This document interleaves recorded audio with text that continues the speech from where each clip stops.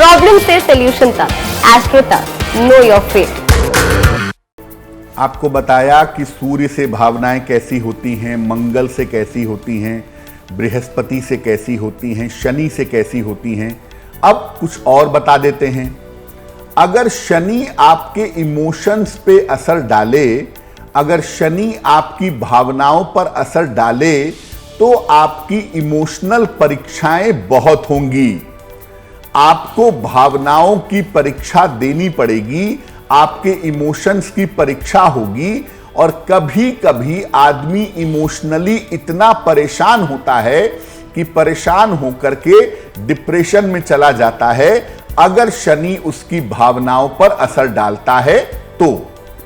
लेकिन अगर आपके इमोशंस पर शनि असर डाल रहा है और आप उसको कंट्रोल कर लें, तो आप आध्यात्मिक दुनिया में, आप स्पिरिचुअल वर्ल्ड में काफी तरक्की कर सकते हैं, संत समान हो सकते हैं, आध्यात्मिक उन्नति आपकी हो सकती है। राहु अगर भावनाओं पर असर डाले तो ये आपकी भावनाओं को दूषित कर देता है, ये आपकी भावनाओं को खराब कर देता है।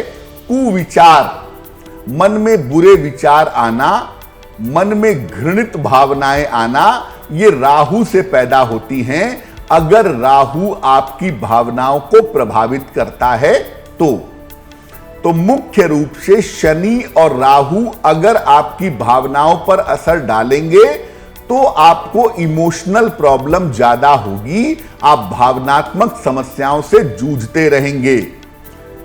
केतु और राहु का भावनाओं पर प्रभाव फियर साइकोसिस, भय की वृत्ति पैदा करता है, मन में फोबिया पैदा करता है, मन में डर पैदा करता है।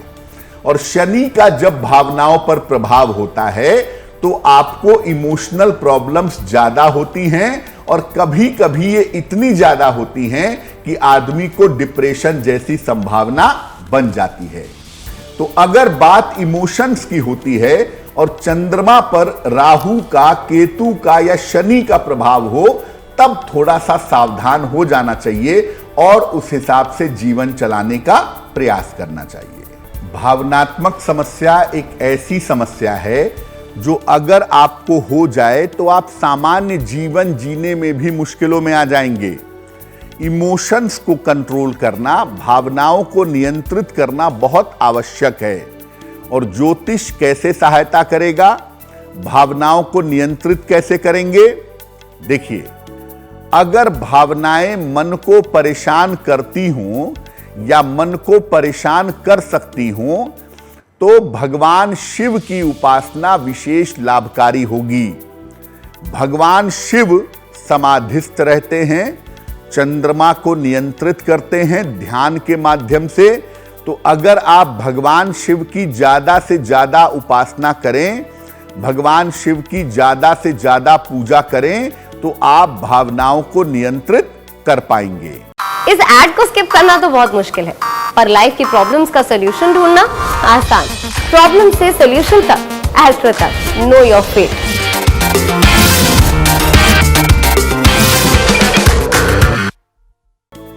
सूर्य को जल चढ़ाएं रोज सुबह, तो उससे भी आपको फायदा होगा। आप थोड़े मजबूत होंगे मानसिक रूप से और भावनात्मक रूप से। गायत्री मंत्र का अगर आप जप करें सुबह शाम कम से कम 108 बार, और अगर समय ना हो तो 27 बार सुबह, 27 बार शाम को अगर आप गायत्री मंत्र का जप करें, तो इससे भी आपको पर्याप्त फायदा प्राप्त होगा।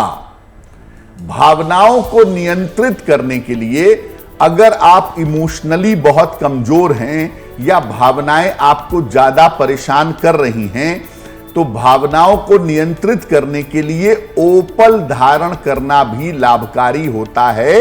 अगर आप ओपल पहने तो इससे भी आप अपनी भावनाओं को बहुत हद तक कंट्रोल कर पाएंगे।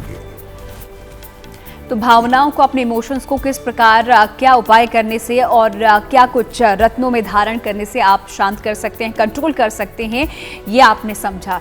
लेकिन कैसे पंडित जी यहाँ पर दूषित भावना को शुद्ध किया जाए? बहुत बार ऐसा होता है कि मन में दूषित विचार आते हैं, मन में खराब विचार आते हैं, अच्छे विचार नहीं आते, गंदे और बुरे विचार मन को परेशान करते हैं। तो अपनी दूषित भावनाओं को, अपनी खराब भावनाओं को शुद्ध कैसे किया जाए? देखिए, एकादशी का उपवास जरूर रखिए। एकादशी का व्रत एक ऐसा व्रत है जिसको रखने से मन बहुत ज्यादा मजबूत होता है, मन बहुत ज्यादा पवित्र होता है। तो एकादशी का उपवास जरूर रखिए। तामसिक वस्तुएं, खासतौर से मांस मदिरा ग्रहण मत करिए, मांस मदिरा का सेवन मत करिए। सरसों वाली चीजें और बासी खाना मत खाइए। सरसों के तेल का इस्तेमाल कर सकते हैं, लेकिन सरसों के साग आदि का प्रयोग और बासी खाने का प्रयोग मत करिए। अधिक से अधिक प्राणायाम करिए। सुबह शाम 5-5 मिनट निकाल करके प्राणायाम करें और गायत्री मंत्र का अभ्यास करें। गायत्री मंत्र मन को शुद्ध करने में बड़ी सहायता करता है। सुबह और शाम अधिक से अधिक, कम से कम 108 बार सुबह और 108 बार शाम को गायत्री मंत्र का अभ्यास करिए। आपका मन शुद्ध होगा, मन में अशुद्ध विचार नहीं आएंगे। एक सोने का या पीतल का छल्ला तर्जनी अंगुली में, इंडेक्स फिंगर में बृहस्पतिवार को पहने। ये भी आपकी भावनाओं को बेहतर करने में आपकी सहायता करेगा। भावनाओं को शुद्ध बनाने में, भावनाओं को अच्छा करने में दो चीजों का विशेष प्रयोग होता है। एक, आप एकादशी का उपवास रखें और दूसरे नंबर पर गायत्री मंत्र का आप जितना ज्यादा जप करेंगे उतना ही ज्यादा आपके लिए बेहतर होगा। एस्ट्रो तक ऐप पर आपको मिलेगा भविष्य से जुड़े हर सवाल का जवाब। डाउनलोड कीजिए एस्ट्रो तक ऐप और चुटकी में जुड़िए इंडिया के बेस्ट एस्ट्रोलॉजर से।